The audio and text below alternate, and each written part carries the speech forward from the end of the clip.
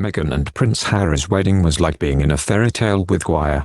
All of these events are kind of like a whirlwind. St. George's Chapel choir member Simon Whiteley tells. The 2018 royal wedding of Prince Harry and Meghan Markle was a magical event, especially for those in attendance. An estimated 1.9 billion people tuned in to watch the pair exchange vows at the ceremony, which also included a performance from the lay clerks of St.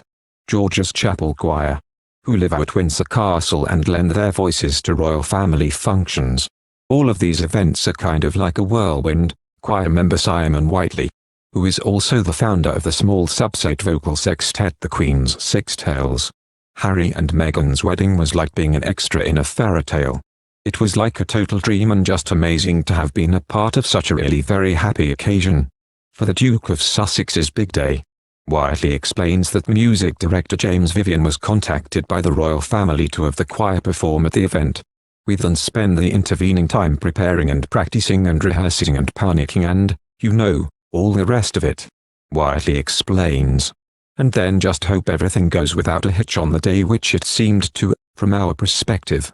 Members of the choir have also performed at historic royal services, including the funerals of both Prince Philip, Duke of Edinburgh, and Queen Elizabeth II. Prince Philip's funeral, which had to be pared down due to the pandemic, Whiteley recalls, was something that was a truly historic occasion, especially given the circumstances. Then, singing at the funeral services for Her Majesty was another moment members of the choir will remember for years to come. The weight of the history of the occasion was amazing, says Whiteley. It was just an incredible thing to be a part of and something I don't think any of us will ever forget.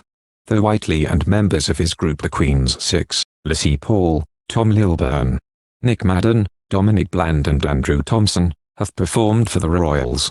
During both private and public functions, they cannot share details about any private interactions. However, Whiteley adds that it was just such a huge pleasure to sing for the Queen, expressing, she was an absolutely incredible woman. Since the group lives and works at Windsor Castle, they explain that things can get quite busy at home during a royal event.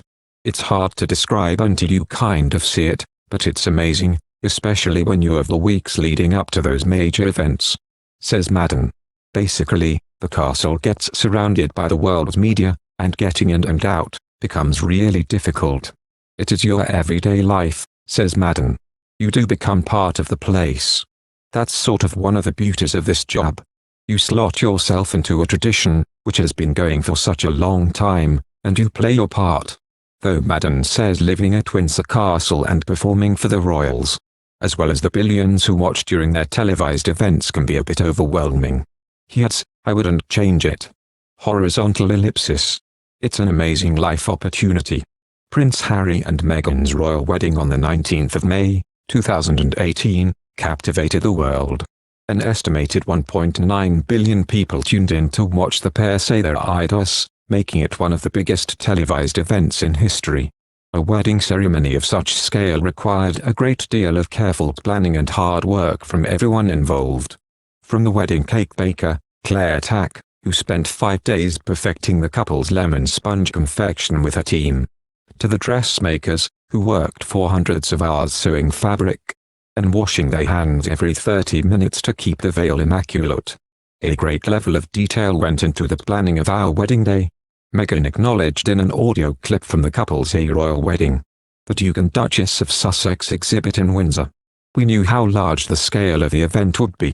So in making choices that were really personal and meaningful, it could make the whole experience feel intimate. It was a fitting goal for the couple, who also got engaged in an uber-intimate manner. It was a cozy night, Meghan told the BBC. We were roasting chicken. It was just an amazing surprise. It was so sweet and natural and very romantic. He got down on one knee.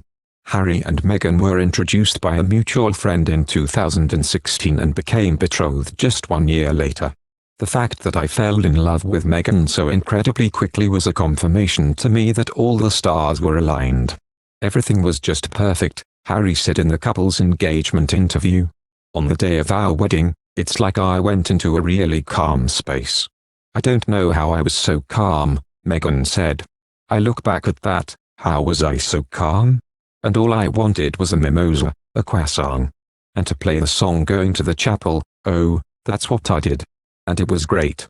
In the series, Harry also spoke about the expectation for the couple to have a big wedding.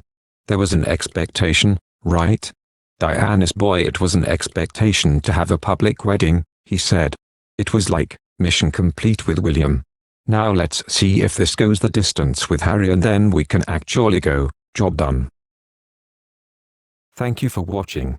If you like our video, would you please help us like, share and subscribe our channel.